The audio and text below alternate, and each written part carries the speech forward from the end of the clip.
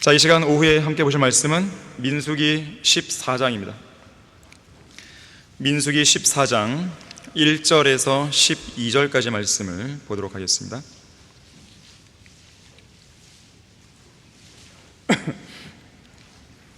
이 13장 내용은 이제 카데스 바네아에서 정탐꾼을 보내지 않습니까? 각 지파마다 한 명씩 뽑아서 12명을 보내는데, 이들이 갔다 와서 이 보고를 하는데, 여호수아와 칼렙을 제외하고 나머지 10명의 정탐꾼은 그야말로 나쁜 보고를 하는 거죠. 그것으로 인해서 백성들이 낙담해 버리는 것입니다. 자, 그런 상황에서의 일입니다. 14장 1절에서 모든 회중이 목소리를 높여 부르짖었으며 백성이 그 밤에 울더라. 모든 이스라엘 자손이 모세와 아론에 대하여 불평하고 또 온 회중이 그들에게 말하기를 차라리 우리가 이집트 땅에서 죽었더라면, 아니면 우리가 광야에서 죽었더라면 어찌하여 주께서 우리를 이 땅으로 데려다가 칼에 쓰러지게 하시며 우리의 아내들과 우리의 자식들이 먹이가 되게 하시는가? 우리가 이집트로 돌아가는 것이 더 낫지 아니하냐 하고 그들이 서로 말하기를 우리가 한 대장을 세워서 이집트로 돌아가자 하더라. 그러자 모세와 아론이 이스라엘 자손의 온 회중의 집회 앞에서 엎드리더라. 기도했다는 것이죠. 그 땅을 탐지한 아들 중에서 눈의 아들 여호수아와 여푼네 아들 칼렙이 그들의 옷을 찢고 이스라엘 자손의 모든 회중에게 일러 말하기를 우리가 탐자로 다녀본 땅은 아주 좋은 땅이라. 만일 주께서 우리를 기뻐하시면 그가 우리를 이 땅으로 데려다가 그것을 우리에게 주시리니 곧 젖과 꿀이 흐르는 땅이라. 오직 너희는 주를 거역하지 말며 또한 너희는 그 땅의 백성을 두려워하지 말라. 그들은 우리의 밥이요 그들의 보호자는 그들에게서 떠났으나 주께서는 우리와 함께 계시니 그들을 두려워 말라 하니라. 그러나 모든 회중이 그들을 돌로 치라고 말하자 주의 영광이 회중의 성막에서 이스라엘 모든 자손에게 나타났더라. 주께서 모세에게 말씀하시기를 이 백성이 언제까지 나를 진노케 하겠느냐? 내가 그들 가운데서 보여준 모든 표적들에도 불구하고 언제까지 그들이 나를 믿지 않겠느냐? 내가 전염병으로 그들을 쳐서 상속받지 못하게 하고 가나안 땅을 상속받지 못한다는 것이죠. 너로 그들보다 더 크고 더 막강한 민족이 되게 하리라 하시니라. 자, 말씀을 위해 다 같이 기도하시겠습니다.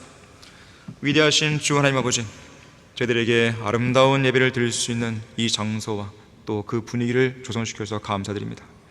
아름다운 찬양과 연주를 해주셔서 감사드립니다. 오늘 이 자리에 참석한 성도들 인해서도 감사드립니다. 주님께서 기뻐하시고 주님께서 영광 받으시는 아름다운 예배인 것입니다. 이 시간 저희들은 오전에 이어서 다시 한번 하나님의 말씀에 집중하기를 원합니다. 저희들 모두를 성령으로 충만케 해주십시오. 주님께서 주신 지혜로 이 말씀을 잘 깨닫게 해주시고 우리의 생활 가운데 온전히 적용할 수 있도록 도와주시기 원합니다. 이 낮 시간에 피곤하지 않도록 붙들어 주시고 우리의 마음과 생각이 세상 한가운데서 방황하지 않도록 잘 지켜주십시오. 주 예수 그리스도 이름으로 기도했습니다. 아멘. 카데스 바네아에서의 실패라는 제목으로 설교하겠습니다. 이들은 실패를 한 거죠. 카데스 바네아는 아주 분기점이 되는 사건이었는데, 이들은 이 실패를 통해서 광야에서 40년간 방황하게 되는 것입니다. 이성호 목사님은 모세를 좋아하셨습니다. 그래서 목사님은 생애 처음으로 어떤 교회에서 설교해달라는 요청을 받았을 때 모세의 생애라는 제목으로 설교를 했습니다. 모세는 어떤 인물이었습니까? 모세는 당대 최강국이었던 이집트 왕 파라오와 이집트의 신들과 벌인 싸움에서 하나님의 능력으로 승리를 했죠. 200만 명이 넘는 백성들을 이집트에서 데리고 나온 최고의 지도자였습니다. 수백만 명의 백성들을 당대 세계 패권을 쥐고 있던 이집트의 손에서 어떤 무기도 없이 어떤 군대도 없이 탈출시켜서 아무것도 없는 광야를 통과한 다음에 하나님이 약속하신 가나안 땅으로 인도하는 이 일은 아무나 할 수 없는 엄청난 일이었습니다. 특히 모세의 언약과 더불어서 율법 시대의 경륜을 시작한 인물이죠. 이스라엘의 민족적 탄생을 이끌어냈죠. 백성들에게는 율법을 주어서 하나님과 백성들 간의 관계를 구체적으로 확립했죠. 40년간의 광야 생활에서는 하나님과 백성 사이에서 중보자 역할을 감당했죠. 이 카데스 바네아 사건에서도 마찬가지로 중보자 역할을 감당하게 됩니다. 하나님의 모든 규례와 말씀과 율례들을 백성에게 전달해 주었죠. 또한 모세는 하나님께서 친구를 대하듯 대면하여 말씀하실 만큼 하나님과 매우 가까이 있었던 사람입니다. 신명기 34장 10절에 보니까 그 후에 이스라엘에는 주께서 대면하여 아시던 모세와 같은 선지자가 일어나지 못했다고 합니다. 대단한 인물이에요. 또 신명기 34장 11절과 12절에서는 하나님께서 모세를 파라오와 그의 모든 종들과 그의 온 땅에 보내시어 이집트 땅에서 모든 표적들과 이적들을 행하게 하셨고 온 이스라엘의 목전에서 모세가 보여준 모든 능하신 손과 모든 큰 공포를 행하게 하셨다고 말씀을 하고 있어요. 자, 이러한 인물이 바로 모세입니다. 자, 그럼에도 불구하고 광야의 백성들은 모세를 어떻게 대했습니까? 불평, 불만을 터뜨렸죠. 자주 그런 불평을 통해서 모세의 심기를 건드렸죠. 심지어 모세의 영적 권위에 대적하여 반역을 일으키기도 했죠. 코라의 반역이 대표적이죠. 러크만 목사님의 말을 빌리자면 모세를 대항한 백성들의 반역은 이렇게 설명해 볼 수 있어요. 그 반역은 여수론의 왕으로 불리는 그 대상에게 반기를 드는 일이었습니다. 또한 하나님께서 그분의 음성으로 직접 부르시고 쓰시는 일꾼을 무시하는 행동이었죠. 또 하나님이 세우신 선지자의 말을 멸시하는 처사였죠. 수십 번이나 여호와 하나님을 만나서 오랜 시간 긴밀한 대화를 나누는 하나님의 친구를 깔보는 행위였죠. 특히나 출애굽 당시에 나일강의 피와 죽은 동물들, 전염병들, 홍해가 갈라지는 기적, 만나, 메추라기, 반석의 물, 심지어 태양이 빛을 잃는 사건 등 위대한 역사를 통해서 하나님의 명령과 지시를 직접 받은 이 위대한 지도자를 거역하여 대항하는 일이었습니다. 생각만 해도 사람을 피곤하게 만드는 백성들이었어요. 그들은 자주 악한 일들을 열망했고 우상숭배와 음행에 빠져 있었고 하나님을 시험하는 일과 불평을 밥 먹듯이 해댔고 결국 여호수아와 칼렙을 제외한 20세 이상의 백성들은 약속의 땅으로 들어가지 못하고 광야의 낙오자들이 되었습니다. 그들 모두 광야에서 죽고 멸망하고 말았죠. 자, 이러한 비극을 초래한 결정적인 사건이 오늘 본문에 나오는 카데스 바네아 사건이었습니다. 이스라엘 백성이 모세의 인도하에 출애굽한 이후 시내 산까지 이동한 기간은 대략 50일이었습니다. 그리고 시내 산에서 머문 기간은 약 1년이었습니다. 시내 산에서 백성들은 율법에 관한 구체적인 규례들을 받았고 또 성막을 세우기도 했었죠. 이후 다시 이동을 재개해서 시내 산을 떠나 카데스 바네아 이곳에 도착할 때까지 11일이 소요됩니다. 그리고 이곳에서 12명의 정탐꾼을 카나안 땅을 올려보내서 그 땅을 40일 동안 정탐하게 하죠. 자, 이 기간들을 모두 합하게 되면 1년 6개월이 채 안 되는 시점이었습니다. 채 안 되는 기간이었어요. 출애굽한 이후로 카데스 바네아 사건 때까지 1년 6개월이 채 안 됩니다. 자, 그런데 이스라엘 백성은 몇 년 동안 광야에서 방황했습니까? 40년. 다시 말해서 문제의 사건이 벌어진 카데스 바네아에서 광야 생활의 종지부를 찍고 곧장 카나안 땅으로, 약속의 땅으로 진군했어야 했지만 백성들이 믿음이 없는 관계로 카나안 땅 정복 전쟁을 포기했고 더 나아가서는 하나님께 불평하고 반역한 거예요. 그러자 주님께서는 약속의 땅을 정탐한 기간인 40일의 하루를 1년으로 계산합니다. 자, 하루가 1년이니까 40일은 40년 되는 거죠. 자, 40년의 기간 동안 백성들로 하여금 광야에서 방황하게 하신 거예요. 바꿔 말하면 이런 겁니다. 하나님께서 처음에 의도하신 백성들의 광야 생활은 40년이 아니었단 말이에요. 1년 6개월이 채 안 되는 기간이면 충분했어요. 이거면 충분히 백성들을 훈련시키고 그들을 바르게 세울 수 있고 약속의 땅을 진군하게 만들 수 있는 충분한 준비가 된 것이죠. 하지만 백성들의 그 믿음 없음 때문에 38년 6개월이 넘는 그 기간이 더 주어진 것이죠. 백성들로서 겪지 않아도 될 그 기간을 그들의 믿음 없음 때문에 겪고 만 것이에요. 여러분, 거기 신명기 1장 한번 가보겠습니다. 여기 손가락 껴두시고요. 신명기 1장 19절에 보시면 지금 신명기 1장의 내용은 바로 카데스 바네아 사건을 회상하는 가운데 지금 기록하는 내용입니다. 19절에서 또 주 우리 하나님께서 우리에게 명령하신 대로 우리가 호렙을 떠나 시내산이죠, 시내를 떠난 것이죠. 너희가 아모리인들의 산지 길에서 본 그 크고 두려운 광야를 모두 통과하여 카데스 바네아에 와서, 지금 민수기 13장 14장의 내용입니다. 내가 너희에게 말하기를 너희가 주 우리 하나님께서 우리에게 주신 아모리인들의 산지에 왔도다. 보라, 주 너희 하나님께서 내 앞에 그 땅을 두셨으니 너희 조상의 주 하나님께서 너에게 말씀하신 대로 올라가서 그 땅을 차지하라. 이제 광야 생활의 종집을 찍고 이제 올라가자 이거죠. 두려워하지도 말고 낙담하지도 말라 하였느니라. 자, 그러나 이스라엘 백성들은 어떻게 했습니까? 하나님을 신뢰하지 않았죠. 불신 가운데 나쁜 소식을 가져온 10명의 정탐꾼들에게 귀를 내줍니다. 결국 백성들은 두려워했습니다. 낙심했습니다. 낙담했습니다. 자, 그런 가운데 가나안 땅으로 올라가지 못하고 올라가기를 포기한 광야에 나고자 된 것이죠.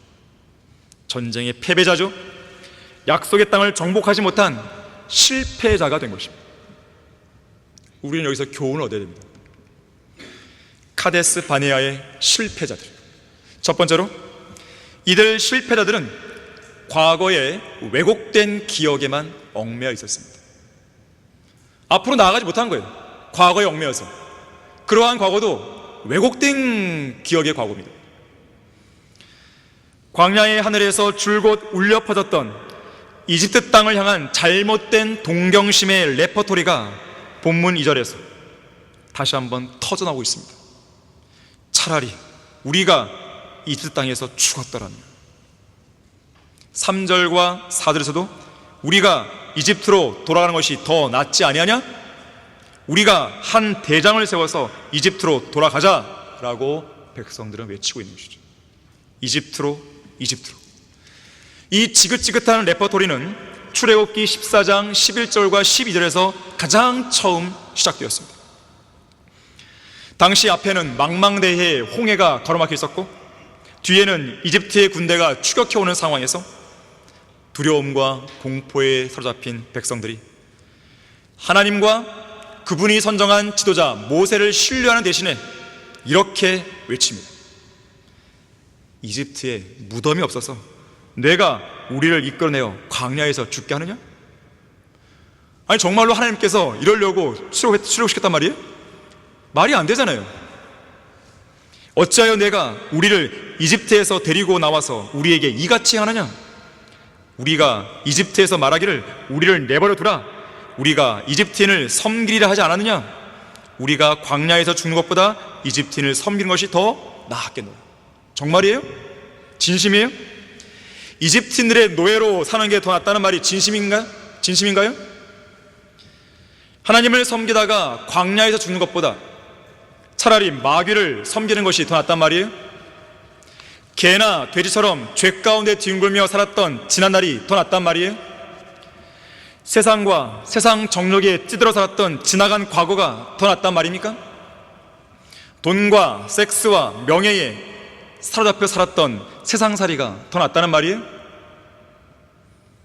술병과 마약과 담배와 거짓말과 음행 가운데 뒹굴었던 그런 생활들이 더 낫다는 거예요? 그러다가 마귀의 종로 사다가 죽는 게 더 낫다는 것이에요?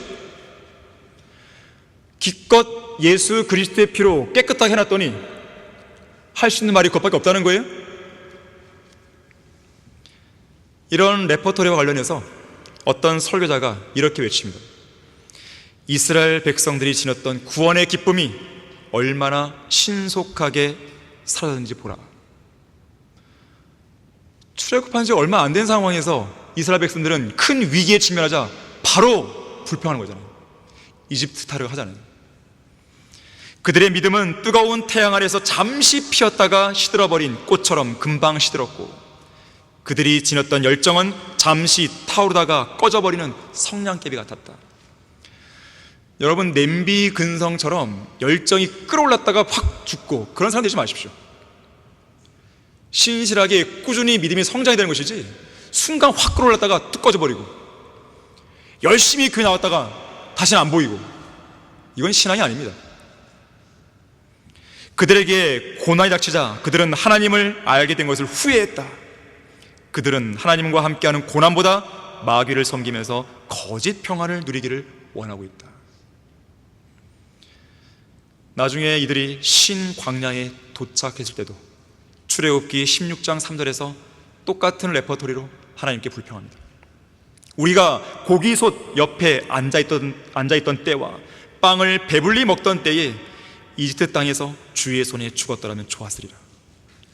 너희가 우리를 이 광야로 데리고 나와 이 온 무리를 굶어 죽게 하는도다.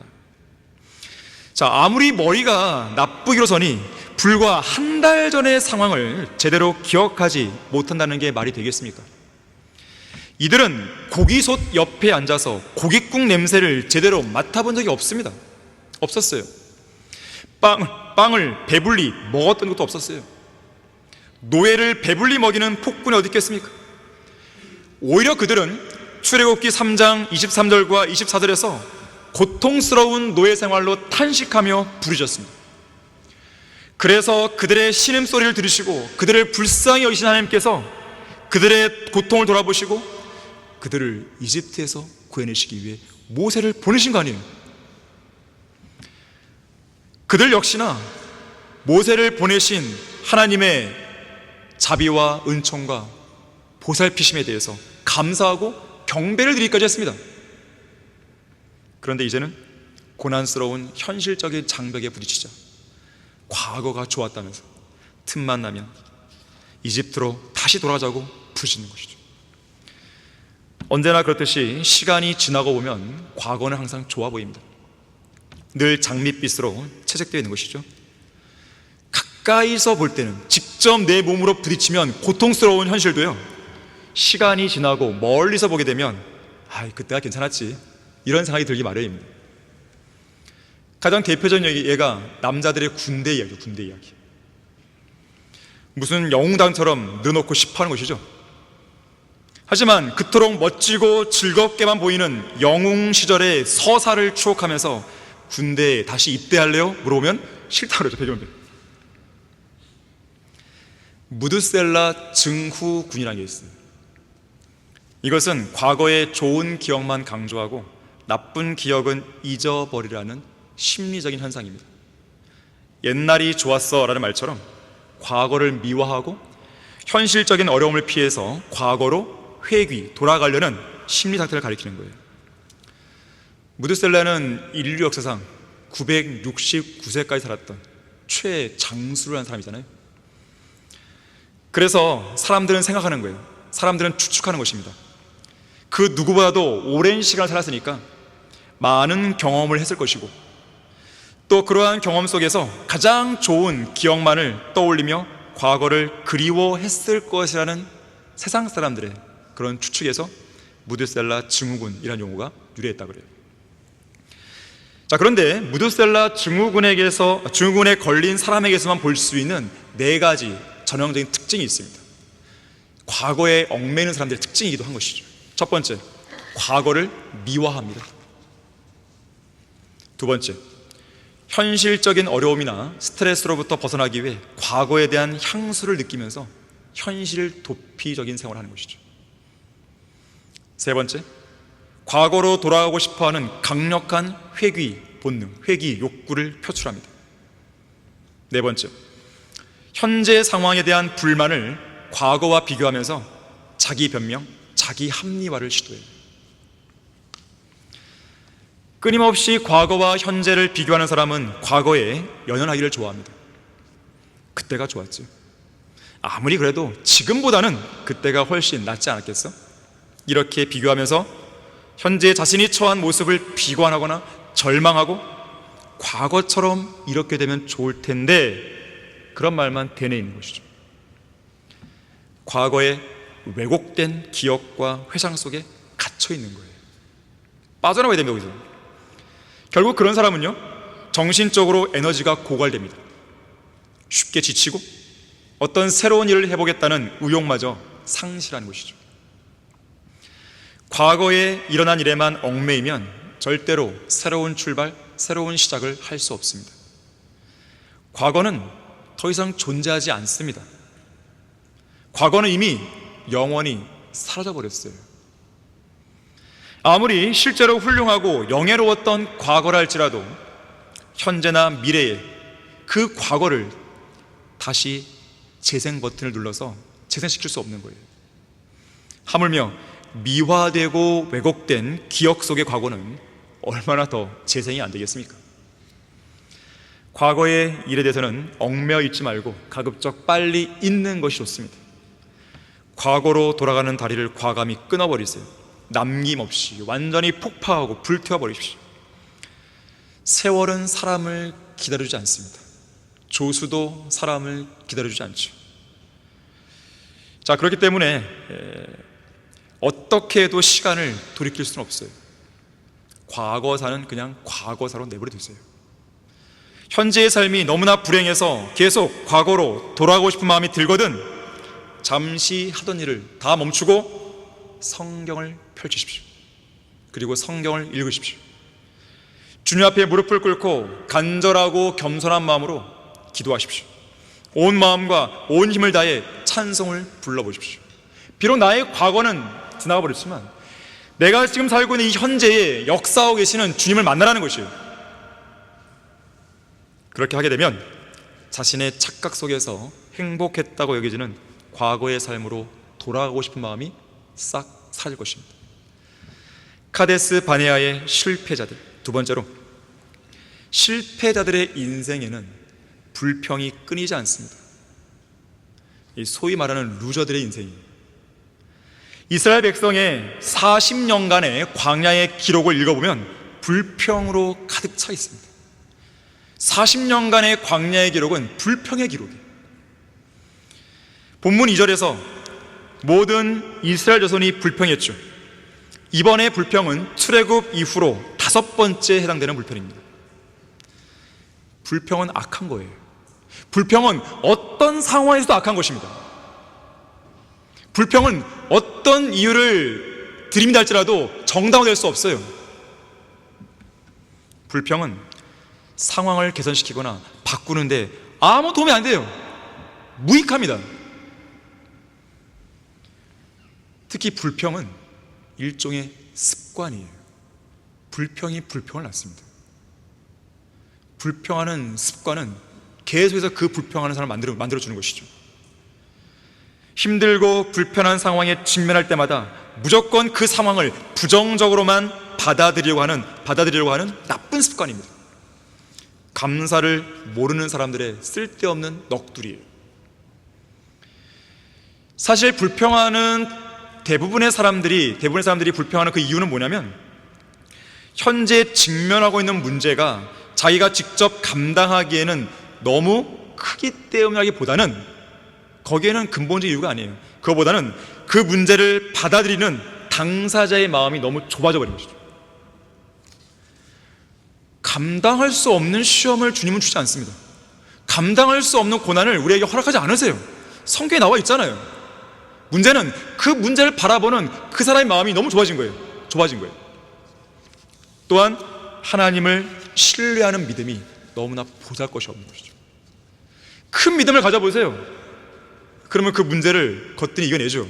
왜 불평하겠습니까? 진정한 그리스도인은 어떠한 어려운 상황에서도 불평거리보다는 감사할 제목을 찾습니다. 불평을 쏟아놓기보다는 하나님께 도움을 구하기 위해 기도의 무릎을 꿇습니다. 또한 극심한 절망 속에서도 안 된다고, 힘들다고, 포기하고 싶다고, 옛날로 돌아오고 싶다고 불평하기보다는 방법을 찾기 위해서 찾고 두드리면서 지혜를 구하는 것이죠. 그것도 안 되면 하나님 피할 길을 주십시오라고 기도하죠.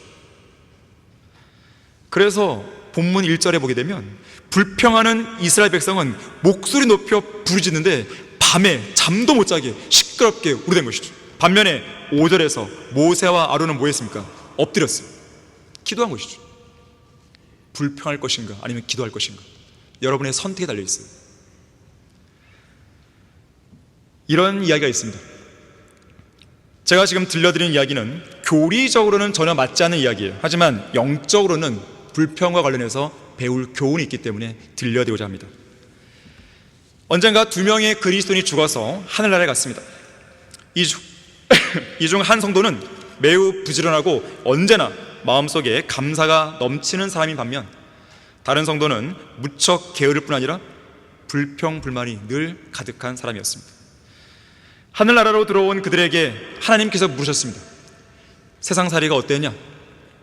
그러자 부지런한 성도는 네 하나님, 비록 힘든 세월이었지만 모든 것이 하나님의 은혜였습니다, 그러면서 감사를 드렸고, 불평을 입에 달고 살던 성도는 이렇게 말합니다. 하나님, 세상은 너무나 불공평해서 단 한 번도 행복한 순간이 없었습니다.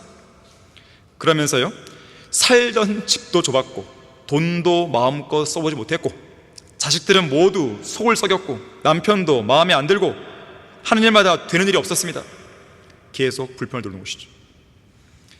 그때 하나님께서는 두 성도가 거처할 땅을 안내해 주셨습니다. 두 성도는 자신 앞에 펼쳐진 광경에 너무 놀라서 입을 다물지 못했어요.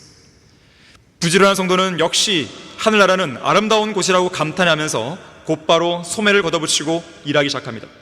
그 결과 아름다운 집과 정원을 만들었고 자기가 원하는 많은 것들을 이뤄냅니다. 반면에 불평이 많은 성도는 똑같은 환경이 주어졌음에도 불구하고 무슨 하늘나라가 집도 없고 자가용 하나 공짜로 제공이지 않냐면서 불평을 늘어놓기 시작합니다. 계속 투덜댔지만 소용이 없자 하는 수 없이 먹을 것을 구하고 잠잘 집을 만들기 시작했습니다. 하지만 그가 만든 집은 곧바로 오물과 쓰레기로 가득 찼고 벌레들이 기어다녔고 지붕은 비가 새고 벽은 금이 갔습니다. 그 사람의 불평은 날이 갈수록 심해졌고 차라리 세상이 더 좋았다면서 세상으로 돌아가는 게 더 낫겠다고 한탄만 했습니다. 얼마 후 하나님이 오셔서 이렇게 말씀하시죠. 자, 나는 너희들에게 똑같은 조건을 제공했다. 그런데 한 사람은 그 동일한 조건 속에서 하늘나라를 건설했고 다른 한 사람은 동일한 조건 속에서도 지옥을 만들었구나. 불평하는 성도는 하늘나라를 거저줘도 지옥으로 만들고 있으니 너는 너가 만든 그 지옥에서 영원 무궁토록 살거라. 교리적으로는 안 맞는 얘기죠. 그러나 불평하는 성도는요, 정말 그럴 일 없겠지만 하늘나라 가서도 불평할지 모르는 거예요. 자, 값없는 선물을 받았을 때 감사를 표명하는 것이 인지상정이죠. 이런 기본적인 감정조차 없는 사람에게는 무언가를 더 해주고 싶은 마음이 싹 사라져버리죠. 부모의 사랑 속에 살면서도 항상 불평, 불만만 늘어놓는 자녀에게는 매가 약이죠. 동전을 건네는 동정어린 손길에 감사하기보다 투덜거리만 하는 거지에게는 문전박대가 합당하죠. 감사는 영원한 구원과 생명뿐 아니라 모든 좋은 것과 온전한 것을 선물로 받은 성도에게 매우 합당한 일이에요. 자, 따라서 감사하지 않는 성도는 어딘가 고장이 난 성도입니다. 그래서 감사하지 않는 삶은 대부분 죄와 연루되어 있어요.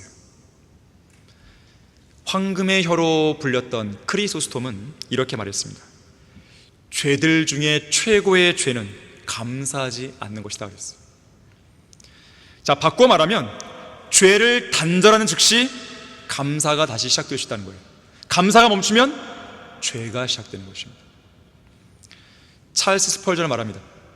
불행할 때 감사하면 불행이 끝나고 형통할 때 감사하면 그 형통이 연장된다고 그랬어요. 헬렌 켈러는 모든 것을 참고 인내하고 감사하면 불평은 사라진다고 그랬습니다. 또 어떤 사람이 말했습니다. 나는 항상 3가지의 감사 조건을 갖고 있다. 첫째, 매일의 양식. 여러분 매일 먹죠, 양식? 건강한 몸, 여기에 계신 것만으로 건강한 거 아니겠어요? 미래의 소망이 다 있잖아요. 이 사람은 이 세 가지로 인해서 감사하다는 것이죠. 그리고 더 나아가서는 불평은 모든 배교의 씨앗입니다. 반면에 불평을 치료하는 최고의 약은 감사죠. 자, 불평의 늪에서 빠져나와 보십시오. 감사와 믿음의 기도를 통해서 불평이 주는 불행과 고통과 괴로움 속에서 속히 자유롭게 되어야 되는 것이죠. 카데스 바네아의 실패자들, 세 번째로 모든 실패의 가장 큰 원인은 하나님보다 다른 것을 더 두려워하는 것에 있습니다. 자, 본문 9절에서 여호수아와 칼렙이 백성들을 향해 이렇게 외치죠. 오직 너희는 주를 거역하지 말며 또한 너희는 그 땅의 백성을 두려워하지 말라. 그들은 우리의 밥이요 그들의 보호자는 그들에게서 떠났으나 주께서는 우리와 함께 계시니 그들을 두려워 말라. 이 미국의 성공학의 아버지라 불리는 나폴레온 힐이라는 사람이 있어요. 이 사람은 인간의 성공을 방해하는 7가지 두려움을 다음과 같이 제시합니다. 가난에 대한 두려움, 두 번째, 외모와 나이가 드는 것에 대한 두려움, 세 번째, 사랑하는 사람을 잃는 것에 대한 두려움, 네 번째, 다른 사람들의 비난에 대한 두려움, 다섯 번째, 질병에 대한 두려움, 여섯 번째, 자유를 상실할 것에 대한 두려움, 마지막 7번째, 죽음에 대한 두려움. 다시 말해서 이상 7가지 두려움 때문에 사람들은 실패하고 불행한 삶을 산다고 말했던 거예요. 자, 그러나 성경은 모든 실패의 가장 큰 원인은 이상 7가지 요소에 있지 않고 하나님을 두려워하지 않는 것에 있다고 말씀합니다. 왜냐하면 하나님을 두려워하지 않으면 하나님이 작게 보입니다. 그리고 하나님 외에 다른 것들이 크게 보여요. 그것도 지나치기만큼 크게 보여요. 특히나 우리 앞에 서서 우리를 가로막고 위협하는 대적들이 너무나 크게 보이죠. 결국 그런 원수들 앞에서 우리는 낙심하고 좌절합니다. 흐느끼고 슬피 우는 것이죠. 결국은 실패자와 패배자의 길을 걷게 되는 거예요. 자, 우리 민수기 13장 31절 보십시오. 민수기 13장 31절에서 33절을 보십시오. 그러나 그와 함께 갔던 사람들이 말하기를 우리가 능히 올라가서 그 백성을 칠 수 없으리니. 자, 10명의 정탐꾼들이 나쁜 보고를 하는 겁니다. 이는 그들이 우리보다 더 강함이라 하더라. 자, 하나님보다도 이 대적들을 더 두려워한 것이에요. 그러면서 이들의 마음의 상태가 어떻게 바뀌는지 보십시오. 그들이 탐지했던 땅에 대하여 이스라엘 자손에게 나쁜 소식을 가져와 말하기를 우리가 탐자로 갔던 그 땅은 그 거민들을 삼키는 땅이요, 거기에서 우리가 보았던 백성은 키가 큰 사람들이었으며 또 우리가 거기서 거인들을 보았는데 거인들에서 태어난 아낙 자손들이라. 우리들의 눈에도 우리가 메뚜기들 같았으며 그들의 눈에도 우리가 그와 같았을 것이라 하더라. 자, 아무리 거인들의 몸집과 키가 크기로서니 자신들을 메뚜기에 비교할 정도로 거인들이 그렇게까지 거대하지는 않습니다. 자, 이렇듯 두려움은 낙심을 가져오고 낙심은 과대망상을 불러일으키는 법이에요. 과대망상은 모든 용기와 전의, 싸우고자 하는 그 의지를 상실하게 만드는 것이죠. 전장에서 용기를 잃으면 다 잃어버리는 것이 됩니다. 용기를 잃으면 전투에서 이미 패배한 거나 다름없어요. 사실 두려움과 용기는 동전의 양면과 같습니다. 세상은 두려움이 많은 사람과 용기가 있는 사람으로 나뉘지 않습니다. 왜냐하면 용기가 있는 사람도 두려움을 느끼는 경우가 있고 두려움에 떠는 사람도 용기를 낼 수 있기 때문에 그런 거예요. 흔히들 두려움의 반대가 용기라고 말하지만 그건 잘못된 생각입니다.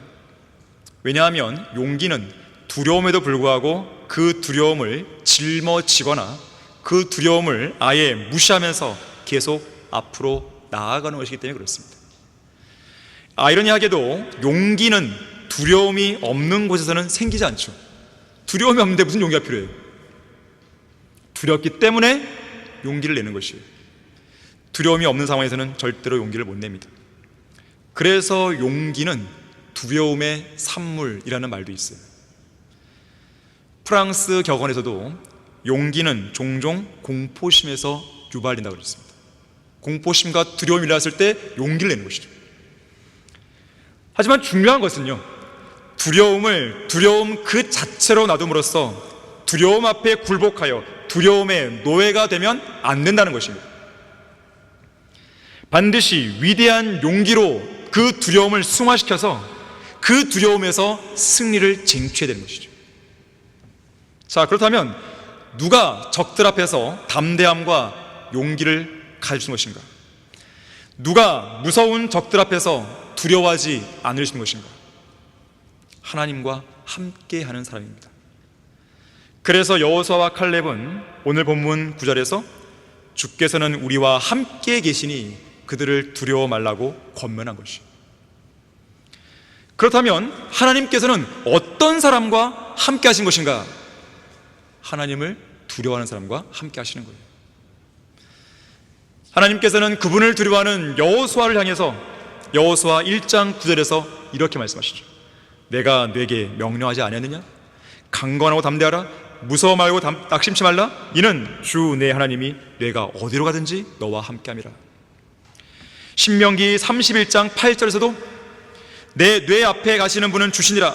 그분께서 너와 함께 하실 것이요 그분께서는 너를 단념하지도 않으시고 너를 버리지도 아니하시리니 두려워하지 말고 낙담하지도 말라 그랬어요. 이사야 26장 7절에서는 주께서는 마음을 주께 의탁하는 사람을 완전한 화평 속에 지키시리니 이는 그 사람이 주를 의뢰함이다 그랬어요. 누가 그 마음을 하나님께 의탁하겠습니까? 하나님을 두려워하는 사람이 의탁하는 것이죠. 그래서 하나님을 두려워할 때 그 마음에 화평이 밀려오는 것이죠. 모든 두려움을 접어두십시오. 우리의 마음을 우리가 정말로 두려워하는 하나님께 의탁하십시오. 세상의 거인들은 자주 우리 그리스도인들을 압박합니다. 우리의 마음을 위축시킵니다. 낙담시킵니다. 절망케 하는 것이죠. 좌절하게 하죠. 두렵게 만들고 계속해서 뒤로 물러서게 만드는 것이에요.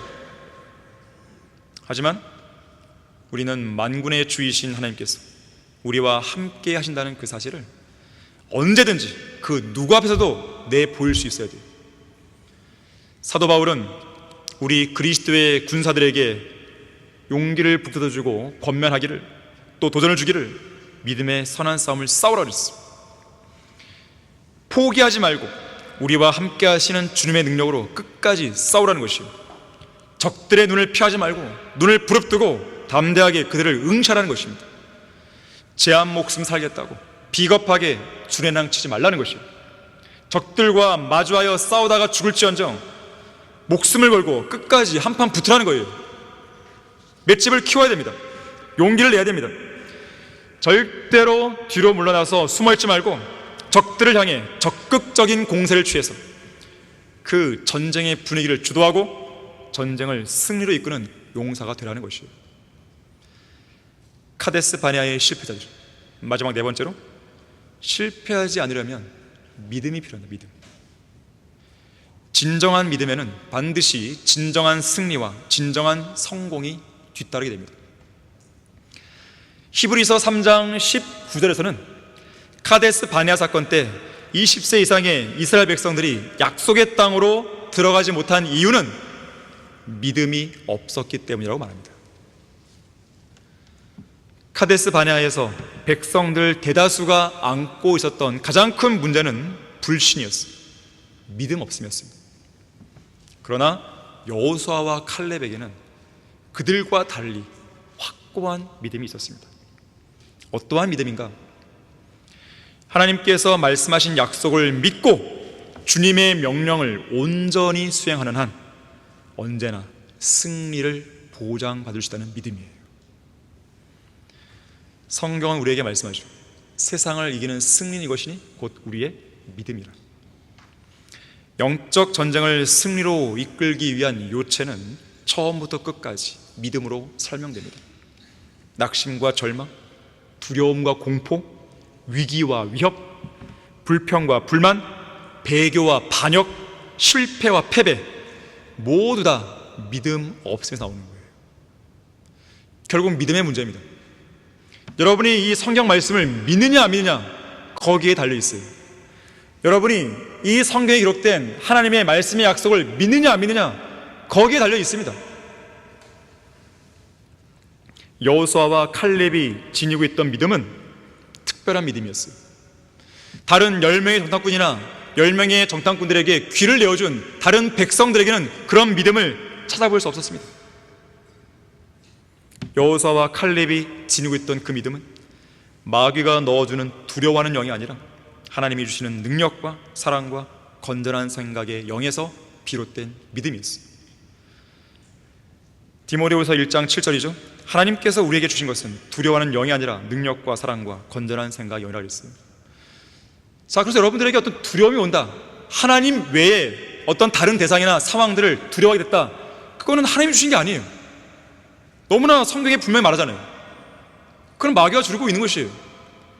그럼 빨리 그 자리에 엎드려서 주님께 기도해야 되는 거예요. 주님, 이 두려워하는 영을 몰아내 주십시오. 저는 주님만 두려워하길 원합니다. 저에게 능력과 사랑과 건전한 생각의 영으로 제 마음을 가득 채워주십시오. 적극적인 기도를 하시란 말이에요. 가만히 있으면 안 됩니다. 우선 하나님의 능력을 온전히 신뢰했던 여호수아와 칼렙에게는 능력의 영이 있었습니다. 그래서 그들이 사자처럼 담대했던 거예요. 눈앞에 보이는 거인들을 두려워하지 않은 겁니다.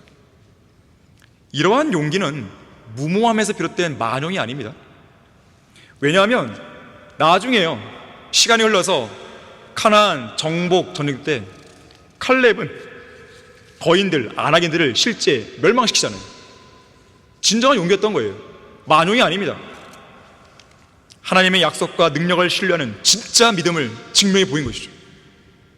카나안 정복 전쟁 때나 아니면 카데스 바네아 사건 때나 똑같은 믿음이었던 거예요. 사실 이 거인들은요, 오늘 본문에 나오는 카데스 바네아 사건 때 진작 멸망시켰어야 할 존재들이었습니다. 다시 말하자면 카나안 땅은 카나안 정복 전쟁 45년 전에 이미 정복했어야 했던 땅이에요. 그런데 카데스 바네아에서의 이 실패의 원인, 이스라엘의 믿음 없음과 불신이 그 일을 45년이나 뒤로 후퇴하게 만든 것이죠. 이처럼 우리의 믿음 없는 행실이 우리가 지금 당장 누릴 수 있는 승리와 하나님의 복과 그 영광을 오랜 시간 늦출 수 있다는 것을 유념하셔야 됩니다. 우리 앞에 놓인 장애물이 무엇이든지 당장에 믿음으로 정복하지 않으면 그렇게 되어버리는 것이에요. 믿음 없음 때문에 그 위대한 승리를 한참 뒤로 밀어버리는 어리석음을 범하면 안 되는 것이에요.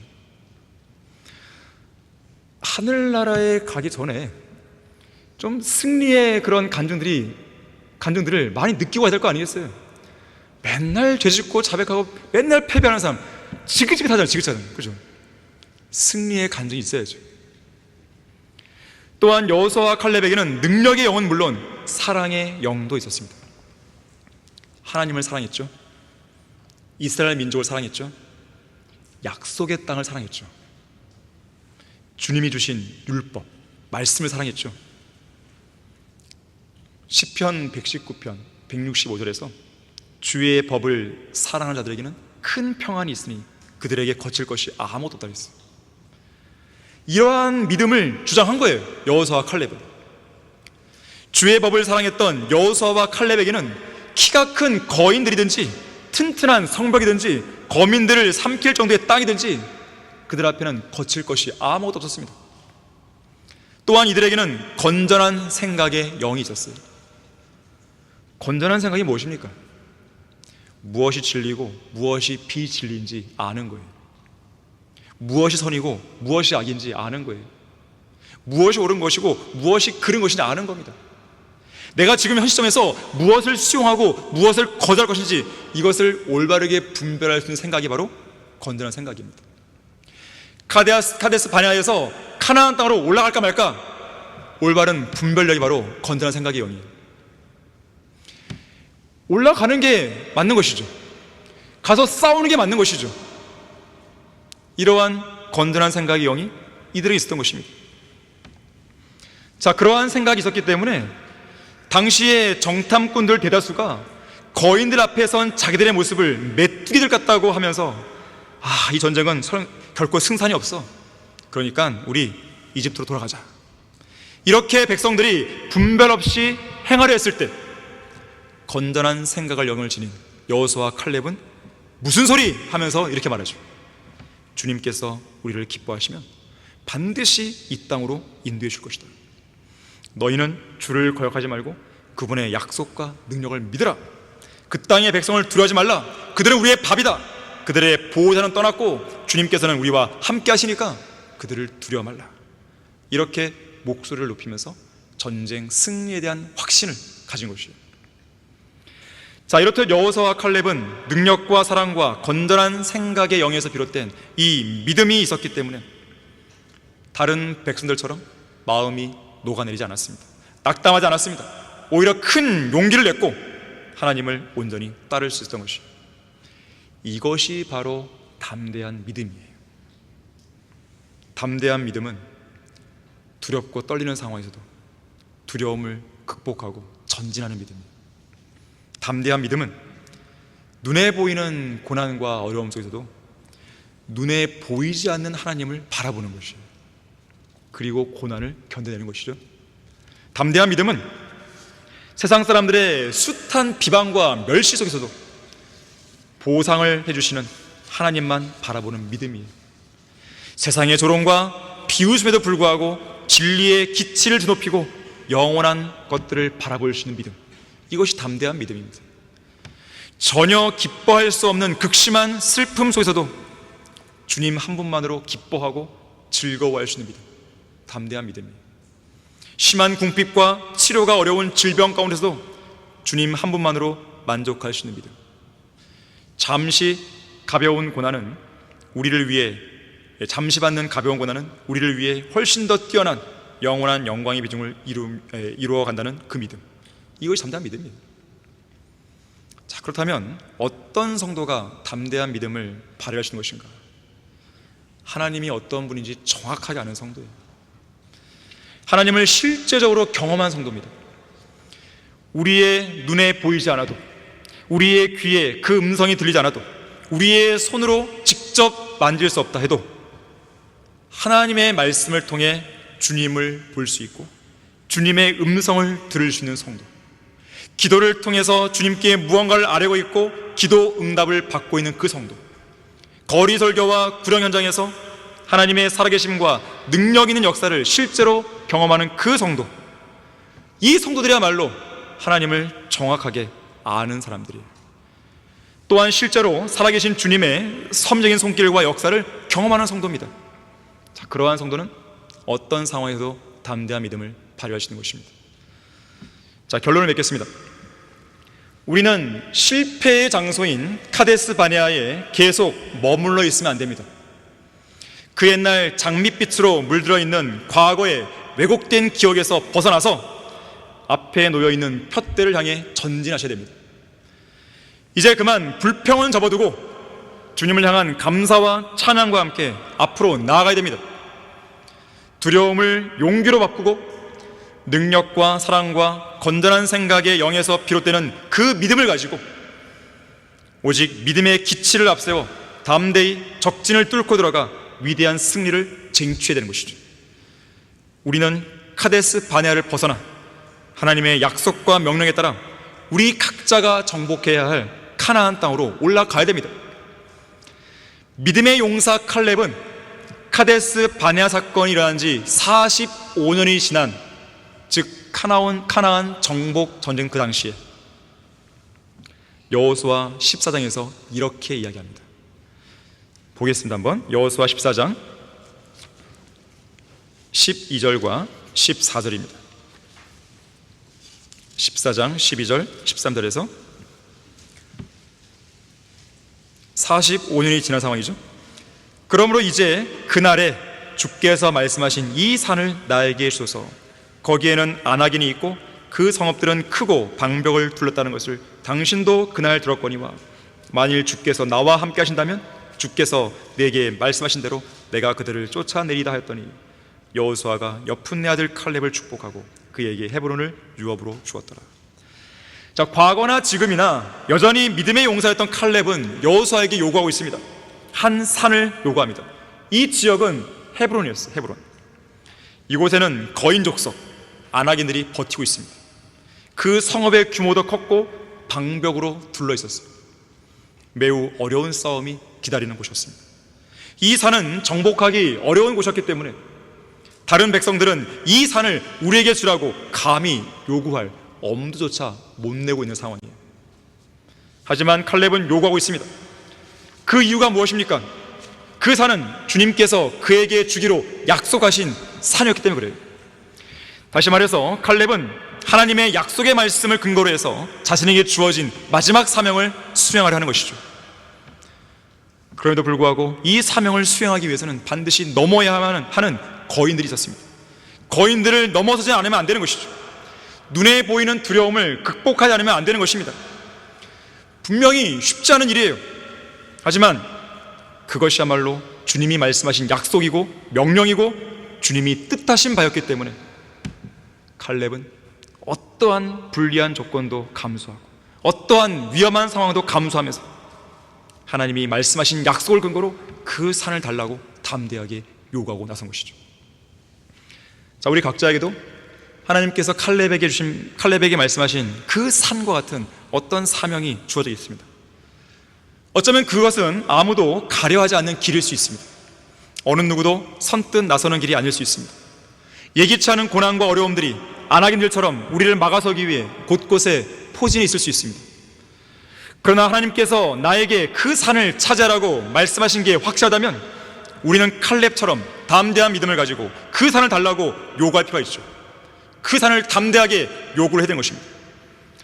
거인들과 같은 극복하기 어려운 수많은 적들이 있고 견고하게 서 있는 세상이 우리를 위협하고 두렵게 만들고 여러 가지 모양으로 좌절하고 낙심하게 만든다 하더라도 칼렙이 했던 고백처럼 주님이 함께 하시면 그들을 쫓아내리이다.